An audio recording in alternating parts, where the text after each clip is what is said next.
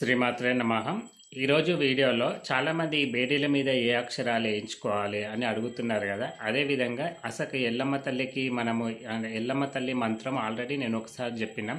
అయితే చాలామంది మళ్ళీ అడుగుతున్నారు కాబట్టి ఈరోజు కూడా నేను చివర్లో మీకు ఈ కాళీమాత కానీ, లేకపోతే ఈ దుర్గామాత కానీ, ఎల్లమ్మ తల్లి కానీ, ఇట్లా ఒక్కొక్క మాతకు ఈ మాతల యొక్క బీజాక్షరాలు నేను ఈరోజు మీకు ఈ వీడియోలో తెలియజేస్తాను.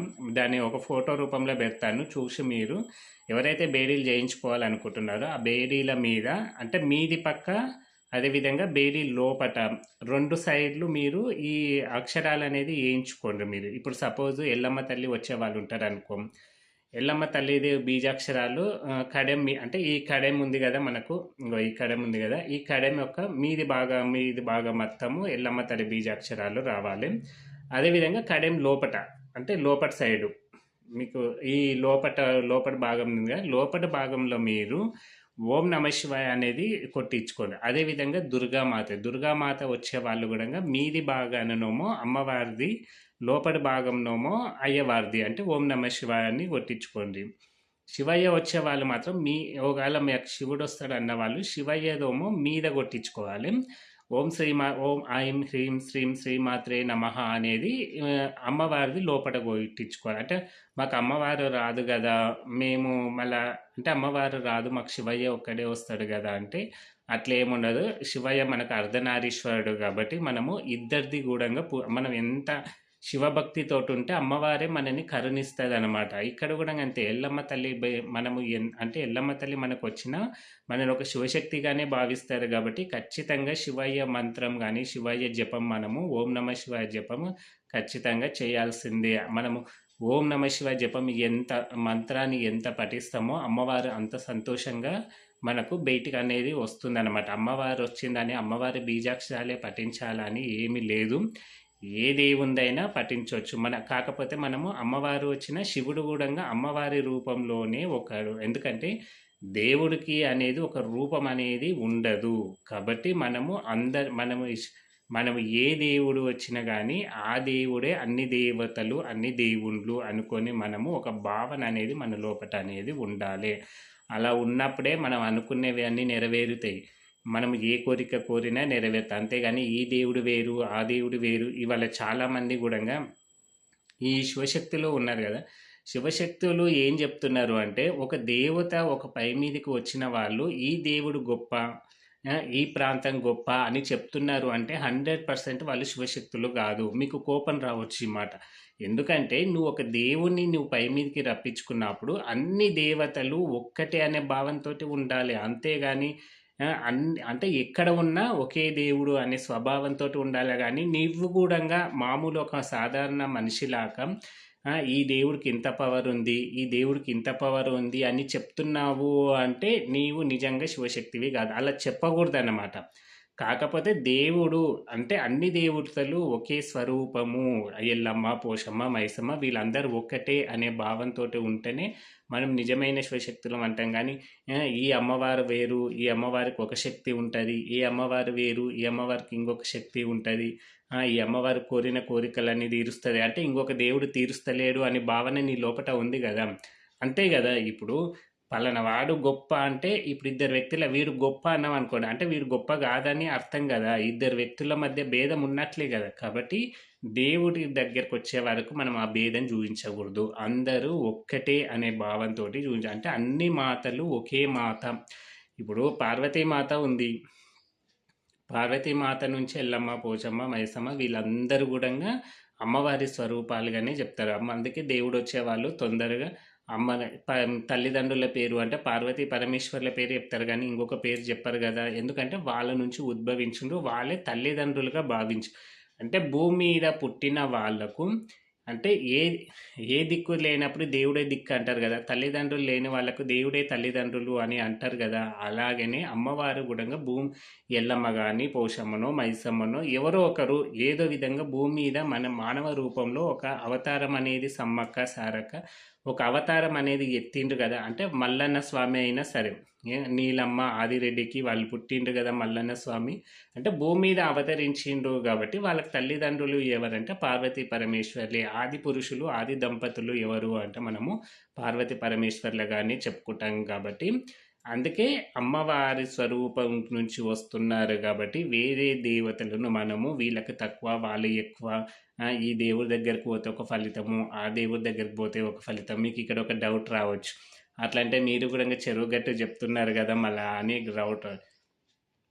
చెరువు గట్టుకు నేను దేవుడు వేరు ఇంకొక దగ్గర వేరు అని నేను చెప్పట్లేదు. నేను చెప్పేటివన్నీ మన ఇంట్లోనే మనమే కూర్చోవాలనే చెప్తా చాలా. కానీ ఒక చెరువు గట్టు ఎందుకు చెప్తా అంటే, ఎవరైనా ఈ ఇబ్బందులు అంటే ఈ శాతబడులు కానీ దిష్టి దోషాలు కానీ వీటికి ఎవరైతే ఇబ్బందులు పడుతున్నారో వాళ్ళు పలానా జాగకు పోండి అని చెప్తా. అంతేగాని అక్కడనే పెద్ద దేవుడు ఇంకొక తోటి లేడు అని నేను చెప్పను. మన ఇంట్లో ఉన్న దేవుడు కూడా మనకు చెరువుగట్టులో ఉన్న శివయ్య ఎంతనో మన ఇంట్లో ఉన్న శివయ్య అంతే. శ్రీశైలంలో ఉన్న శివయ్య ఎంతనో మన ఇంట్లో ఉన్న శివలింగం కూడా అంతే.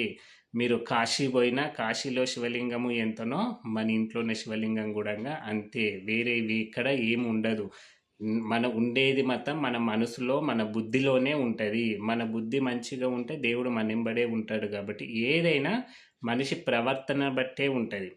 ఇంకొకటి, ఈ మహిమలు ఎక్కువగా చెప్తున్నారు కదా ఈ మధ్య. మహిమలు అంటే మహిమలు ఎక్కడ ఉంటాయి అసలుకు?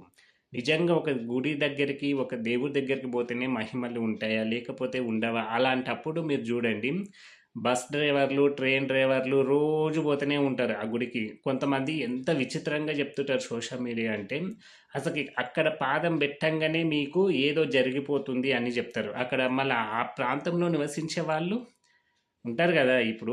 ఇప్పుడు సపోజు మనం ఏదో ఒక శ్రీశైలం ఉందనుకోండి. శ్రీశైలంలో ఏమని మన సోషల్ మీడియాలో ఏమని చెప్తారంటే, శ్రీశైలం గుట్ట ఎక్కంగానే మీకు శివయ్య అనుగ్రహం వస్తుంది అని చెప్తుంటారు. మనం మోసపోతాం. ఇట్లా అంటే అనవసరమైనవి విని మోసపోవడం తప్ప, అంటే అప్పుడే మనకు ఆలోచన అనేది రావాలి. అంటే శ్రీశైలము గుట్టెక్కంగానే గుడిలో అంటే గుడి ముఖద్వారం దారంగానే ఏదో జరుగుతుంది అంటే, మళ్ళీ రోజు పోయే వాళ్ళు ఉంటారు.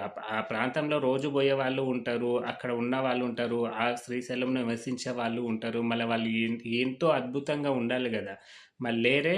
కాబట్టి ఏదైనా సరే మహిమలు అనేది గుడులను బట్టి వాటి ప్రాంతాలను బట్టి ఉండదు. ఉండేదంతా మనతోటే ఉంటుంది. మన బుద్ధి మంచిగా ఉండి మన ప్రవర్తన మంచిగా ఉంటే అన్ని మహిమలు మన ద్వారానే జరుగుతాయి. అదృష్టము అంటారు. అదృష్టానికి మనం ఏదో పునాది వేస్తేనే కానీ లేదు నా ఇంట్లో నేను కూర్చున్నా అనుకో అదృష్టం రా అంటే రాదు కదా. ఇప్పుడు ఒక ఎగ్జామ్ రాయాలి, ఒక జాబ్ తెచ్చుకోవాలంటే వాడు గవర్నమెంట్ జాబ్ రావాలంటే వాడు కష్టం ఉంటుంది. రాత్రి పగలు చదవాలి, ఎన్నో కోచింగ్లు చేయాలి, ఎన్నో ప్రయత్నాలు అయితే చేసిండు కదా. చేసిండు. ఆ ప్రయత్నానికి మనకు దేవుడికి ఒక వంతు అన్నమాట. అంటే మనకు అసలు 10% దేవుడు అనుగ్రహం ఉంటుంది. నిజంగా మనమే కష్టపడాలి. దైవానుగ్రహము అనేది కొద్ది మాత్రమే ఉంటుంది పూర్తి. ఎందుకంటే మన లోపలనే దేవుడు ఉన్నాడు, మనమే దేవుడు అని భావించుకోవాలి. కాబట్టి మనము మన కష్టపడితేనే మనకు అదృష్టము అనేది, అంటే ఇంత కష్టపడుతున్నాడు కదా నా వంతు సహాయం నేను చేస్తా అని దేవుడు చివరిగా మనకు ఒక అవకాశం ఇస్తాడు. అదే అదృష్టము అవుతుందన్నమాట. కాబట్టి మహిమలు అనేది నేను మరీ చెప్తున్నాను. శివశక్తులు చాలామంది శివశక్తులకు కూడా మీరు మహిమల గురించి దయచేసి తెలియజేయకండి. మీరు మహిళ అంటే మీకు వచ్చే దేవుడే పెద్ద గొప్ప అని మాత్రం చెప్పకండి. అలా చెప్తున్నాడు అంటే అది మీకే చెడ్డ పేరు అవుతుంది. ఎందుకంటే ఇంకొక దేవుణ్ణి నువ్వు తక్కువ చేస్తున్నట్లు అవుతుంటావు. అంతే కదా.